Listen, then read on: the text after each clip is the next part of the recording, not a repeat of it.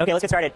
All right, so we're going to go over today, we're going to finish up talking about transcriptional regulation and enhancers, and then we're going to move on to talking about checkpoints in cancer today, and that should finish up the lectures for now. Okay, and then I have a final set of office hours this morning in 2048 VLSB, and then there's the review session in Brunel tonight, but it's review in the sense that I expect you just ask questions. I don't have a presentation ready for review.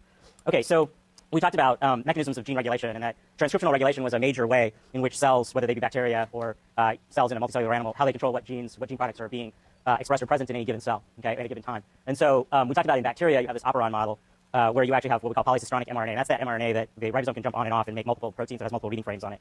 And the design of the bacterial system is relatively simple, and everything is concentrated right around what we call the core or basal promoter, okay? And so there are binding sites for proteins that are right adjacent to that promoter, which can actually either block the RNA polymerase or help to facilitate it to get going. And the example we used was one from the book, which was the TRPR system. And so this is the operon that's being controlled, and it encodes a number of enzymes that it can use to synthesize tryptophan if it's lacking tryptophan in the environment. So it's much easier just to pull tryptophan in from the environment than to go to all the effort of synthesizing it. And so what happens is there's another gene in the bacterial genome called TRPR. It makes this protein called a repressor, but it's inactive if there's no tryptophan around. And if there's tryptophan around, it binds to this repressor, and then that activates it, and then it binds to this site right next to where polymerase is, and then it keeps polymerase from going through. Yep. Yeah, so you have just a little short region called an iris, and those are sequences where ribosomes can get back on. Okay, so it's different than what we taught you so far about translation. So it's a variation. They're very, very rare in eukaryotic cells. Okay. So yeah, so that allows it to make one messenger RNA and then make all these proteins. And it gives it a very simple way to coordinate all those genes at once because they're all being made from the same RNA. Okay, and then we gave you the example of the lac operon, and it also works by a repressor, but it works in the opposite way. So in this case, the enzymes that are being made help you break down lactose and use it as an energy source. And so the idea is that if lactose is around, you want to make these enzymes. But if lactose isn't around, then it's a waste of energy to be making these enzymes. And so in this case, you make a repressor again, but that repressor is active without lactose being around. And then when lactose is around, then the repressor binds that and then can't bind near the RNA polymerase. Okay, and then you don't get inhibition of transcription. Right? And so those two actually work in similar ways, though the presence of lactose versus tryptophan has opposite effects on the system. And then very briefly, the book goes into this CAP system, and I'm not going to go into any detail. Suffice to say that the only thing about it is that it works in a different way in the sense that it actually helps the RNA polymerase bind and get going. So it's a way to have a positive influence on the RNA polymerase. Okay, but most of the bacterial systems actually do work by repressors. All right, so that's the sort of simplified bacterial system. And then we went on to talking about how eukaryotic genes are regulated, and that's essential for cell specialization. So you are composed of billions of cells, but your cells many of them are doing different things. They're divided up into different tissues, and so an important property is to get those tissues to express the appropriate genes at the right time. And in fact, they are different tissues because of that regulatory occurrence during development. Okay, so eukaryotic genes are associated with what we call control elements or enhancers. Okay, and at these control elements, transcription factors bind. And transcription factors are proteins. They generally have two domains. They have one domain that recognizes a specific sequence in the DNA, so that's what's allowing them to bind at the enhancer. And then the other domain is usually an activation or a repression domain. So that's the domain of the protein that then, once it's bound, can act as an activator for transcription or act as a repressor of transcription. Okay, and one of the big differences to bacteria is that these control elements, these enhancers, can sit at a great distance from the gene. So in bacteria, they're right near the promoter. But in eukaryotic cells, these can be either close to the promoter or up to 1 million base pairs away. So actually several genes over sometimes, which seems very strange. So you have this kind of arrangement where you have that minimal promoter. So that's where that TATA box is. Okay? That's where RNA polymerase is going to be able to get on. But then either near or further away from the gene, you have these control elements, what we call enhancers, where transcription factors bind. And that's required to regulate that gene being controlled here. Okay, so what do these enhancers actually do? So again, they bind that's where the transcription factors bind. So their enhancers contain those sequences that the transcription factors recognize and can bind to. Okay, so those transcription factors bind specific DNA sequences that are in those enhancers. And then again, some of those transcription factors act as activators or repressors. Okay.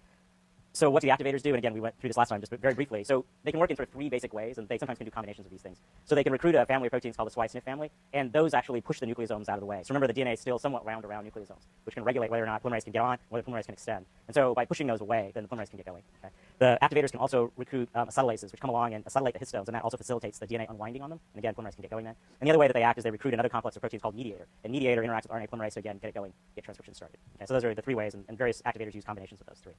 Okay, repressors. So in bacteria, the design of repressors, again, is very simple. They basically get in the way of the RNA polymerase, right? So the TRP and the LAC system that we showed you, the repressor binds between the promoter and the region that needs to be transcribed. And so basically, polymerase gets stuck behind that and can't get by. Okay? But that's not how they seem to work in most eukaryotic systems. They, in fact, bind at enhancers that can be far away. What they do is they keep the DNA from bending. So all of those three activator mechanisms that we mentioned require the enhancer to then bend over and bring the transcription factors, the activators, closer to the promoter. And so one way the repressors work, they actually can work in multiple ways, but we're only just going to consider this one. The others get pretty complicated. So the way these repressors that we'll think about work is they keep that DNA from bending. So the activators can be bound, but now since the DNA can't bend, those activators can't get near the polymerase and get it going. All right. And so then this is just sort of a schematic of that. So one way then, again, that the activators work is they bind, this bends over, and then they mediate, or they bring mediator complex near polymerase. Okay? They stabilize that, and then that helps to get the synthesis going. And then a repressor, when it binds, can stop the DNA from bending like that, and a particular enhancer. They work in a sort of a mysterious way because they can keep one enhancer from doing that, but an enhancer that's nearby, as long as the repressor's not actually bound in that enhancer, that one can bend over the one that can't bend. Okay? People don't really understand the biophysics of it in great detail yet. Okay, and then we ended last time by also mentioning that these transcription factors sometimes can regulate lots and lots of downstream genes. Sometimes they do it indirectly. They regulate another tier of transcription factors, which then regulate more of them. And some of them sit very high in hierarchies that control tissue patterning or overall global patterning of the embryo at early stages or during development. And so one of the remarkable things they can do is turn on entire batteries of genes that's required to make a particular cell type or a particular, say, region of the animal, and then transform it all at once. And so I gave you the remarkable example of this gene called pilus, which is required to make an eye. Okay, so that transcription factor gets turned on in the primordia of the eye, in the embryo, and actually also during pupal development when the adult eye is being made. But if you inappropriately turn that gene on, so remember the gene is present in every cell, we're going to now inappropriately turn it on in the legs. And so then it's able to basically what we call rewire the whole network of genes downstream, so that instead of turning on the set of genes needed to make a leg, it's going to now make it so that all the genes necessary for an eye come on, and then we get these sort of bizarre looking flies, where the legs, instead of developing his legs, develop his eyes. Okay? And there's a handful of genes that can do this kind of thing. We have other genes, for example, that can, say, transform the rear end of the animal into the front end of the animal. So that kills it as an embryo. You don't get an adult fly, but it actually has two heads instead, the two ends of its body, right? Because you re-engineer all of that network. And it's not only transcription factors that do it. Some signaling molecules can as well. Do you have a question? Yeah. So in this case, the experiment is done when it's a pupa, because that's when the leg is forming. But if you take the differentiated leg and you try to turn this gene on, it can't do anything now. And that has to do with something that we're not telling you a lot about, but you can read about in the books called epigenetic control. So at a certain point, the transcription factor, the state of the chromosome becomes locked, the chromatin becomes locked in, and transcription factors can't get in and out anymore. Okay? And then that's what actually maintains the pattern of gene expression in the long term. So once something is set up, it becomes stabilized by making further modifications to the histone, which keep anything from changing. So if we misexpress ILS very late, it can't do anything anymore, because it actually can't get to its binding sites anymore, because the chromatin's been remodeled. Okay, so then let's start thinking about what's going to happen. So I'm going to give you a couple simple examples now and see if you can work out, make predictions about where a gene is going to be expressed. These are super simple examples, but they should hopefully get the point across of how the system works. So imagine you have a gene Q, okay, and about 2,000 base pairs away from it is some enhancer for that gene. And it contains these two sites, okay? And it turns out that an activator protein Y binds to this site, and a repressor protein Z binds to that site. Okay, so those are in that enhancer that's 2 kb away. And then pretend that the Y protein is present in liver and heart, and Z protein is present in heart and lung, okay? And then just say neither Y nor Z is present in something like the eyes, okay? So where will gene Q be transcribed? Okay, anyone? In the liver, okay, right, and that's right, okay, so you understand that, and that's because the activator is in liver and heart, but the repressor is in the heart, okay, and so then the only thing that can get turned on is the only place that the gene can be transcribed is in the liver, all right, okay, so now imagine that what we do now is we look at what happens when we remove the Z protein from the cells, or we look at what happens when we remove the Y protein from the cells. So we can do this because they're encoded by genes, so we can imagine that we delete the gene for Z, or we delete the gene for Y. So what would happen in these two cases? So what if I deleted the Z protein? Okay, so it's no longer in the animal anywhere, okay? So liver and heart, okay? And then what about if we deleted Q? Or sorry, if we deleted Y?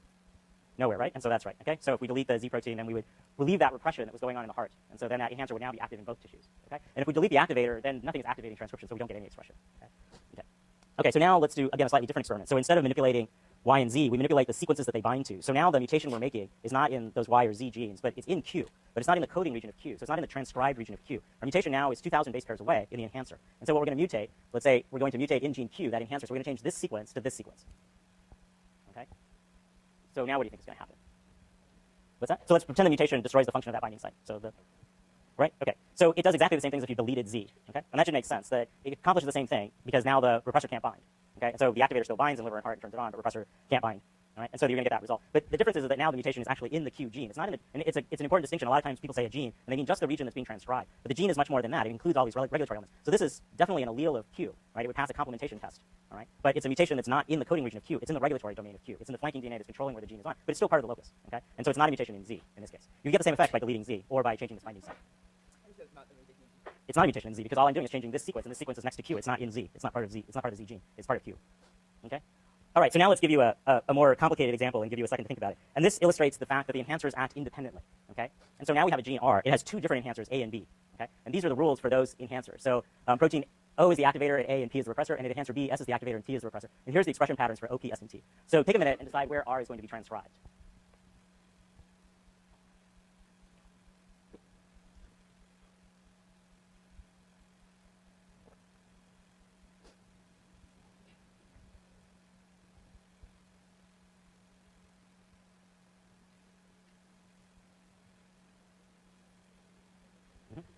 Because its site is not in the other enhancer. Yeah.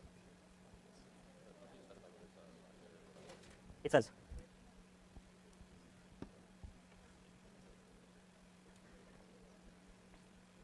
Okay, so what do people get? Okay, okay, so it's going to be transcribed in two places, okay? It's going to be transcribed in the liver and the lungs, okay? And the reason is that may seem confusing because you think, well, how can it be in both given the pattern of a repressor? It's because the repressors act independently at each enhancer. It's a little easier than if we just draw it out. So what happens is that this is enhancer A and enhancer B, okay? And if you work this out, what's going to happen is enhancer A is going to act as a lung enhancer. It's going to turn on this gene in the lung. And this enhancer B is going to act as a liver enhancer, okay? So if you chopped up the DNA and studied them independently, you would call this a lung enhancer, you would call this a liver enhancer. And these would be the rules that are dictating it. Okay? And so the important thing is that the repressors don't act on both at the same time. So you say, well, how could this be? Because I've got this repressor, T, and it's in both heart and lungs. But that's only acting on this enhancer. It's not acting on the other enhancer. Okay? And so that's the logic of the system. That's how they work. And so the reality, of course, becomes horrible because there's lots of complications that come in. So in fact, sometimes transcription factors can be an activator at one enhancer and a repressor at another enhancer. Activators can act synergistically, so sometimes two different activators need to actually be there together to get transcription started. Sometimes clusters show cooperative binding, and in that way the enhancer can actually be sensitive to the concentration of the activator, so it can reach a threshold at which it works, and then below that threshold it doesn't work. You can have variation in the binding sites, and the affinity can change. So you can have binding sites that are high affinity that low levels of the activator would work, and other sites that are low affinity, and you need to have very high levels. And so you can get a gradient of the transcription factor, and genes can read out that gradient and turn on in only particular regions of that concentration gradient. Okay? And single genes often have dozens of enhancers. Okay? So you have like an important signaling molecule that's involved in patterning lots of parts of your body, a gene called sonic hedgehog, and the gene has enhancers spread out over 1 million kb around the gene. In fact, it's so complex that basically there are no other genes around it because it needs all that room to put that. It's used all that room to evolve complicated enhancers that control very complicated multi-patterns during development. Okay? And the other thing this allows is for patterns of gene transcription to be essentially more and more complicated as development goes along. You can start with a small number in a few particular patterns, and the overlaps will set up new transcription factors in smaller patterns, and those can interact to give even more finer and finer patterns. Okay?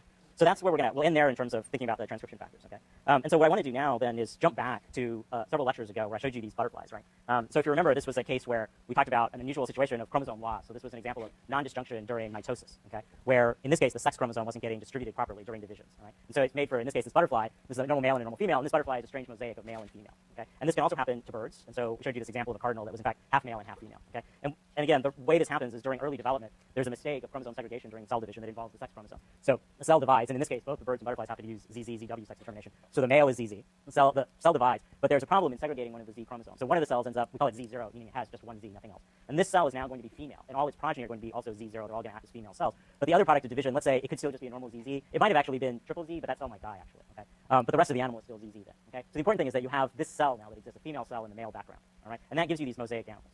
But one of the questions I left you with is why can't this happen in humans? So we never see this in humans. Okay? And that's because humans and mammals actually don't have cell autonomous sex determination. So each cell is not deciding whether it's male or female. Okay? So what happens in humans, and it's the same again for all mammals, is that during your embryonic development you have a primordial gonad that can become either male or female. And if you have a Y chromosome, right, then you have this gene called SRY, sex-determining region of the Y. And that gene is able to basically cause the gonad to develop into testes. Okay? And then those cells start to make testosterone. And then another hormone called anti-Mullerian duct hormone. So the Mullerian duct is what would usually make the female genitalia, okay, and the female reproductive organs. And so if you make testosterone in the anti-MDH, then the Mullerian duct regresses and instead becomes a Wolffian duct. And the Wolffian duct is what forms the male reproductive parts.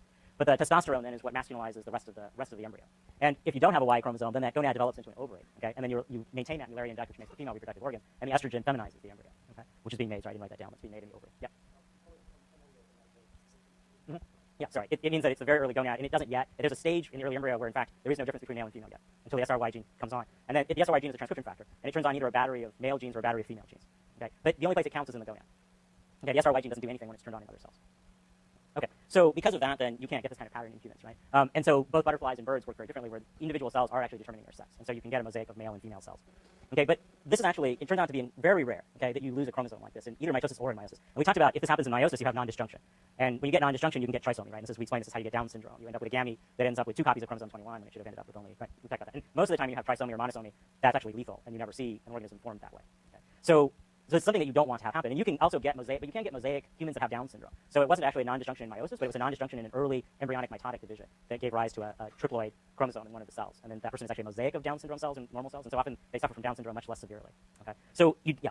How do you get a situation where one cell divides into a Z0 and one divides into a Z0 without having to Right, so what you can imagine is that what actually happens is the kinetochore breaks. I mean, one of the spindles breaks in anaphase, and it doesn't get to pull the chromosome the whole way in, and then it just gets lost off the spindle. So weird things can definitely happen. Yeah, and it ends up outside the nucleus and then it's destroyed. Okay, or you can become, or the other cell is triple Z and it dies because it can't. The 3 doses of Z kill it. Okay, all right. So you don't want this to happen though. The cell goes to great lengths to keep it from happening. And the way this happens is what we call checkpoints. Okay, and so there are many of them in cells, right? And basically what they are is a way for the cell to make sure that everything is okay before it goes to the next step of whatever it's doing. And so these are especially important in the cell cycle. So you want to make sure that everything is, where it should be and in place before you go to the next step. So for example, there's an important one that occurs at the transition from metaphase to anaphase. And so what you want to do essentially, right, is make sure that all the chromosomes are lined up and that they're each attached, right, to one of these spindles that's going to the centromeres, right, so that the kinetochores are attached to these microtubules, right, and they need to be attached from both ends, okay, because then when you start anaphase, you got to make sure that one copy of each chromosome goes to each pole, all right, so that everything is right. So how do you do this, right? And it's one of these kind of neat sort of things to think about because it's like, well, is there a little person in the cell who's like watching, and then they say, okay, everybody's lined up, you can go now, right?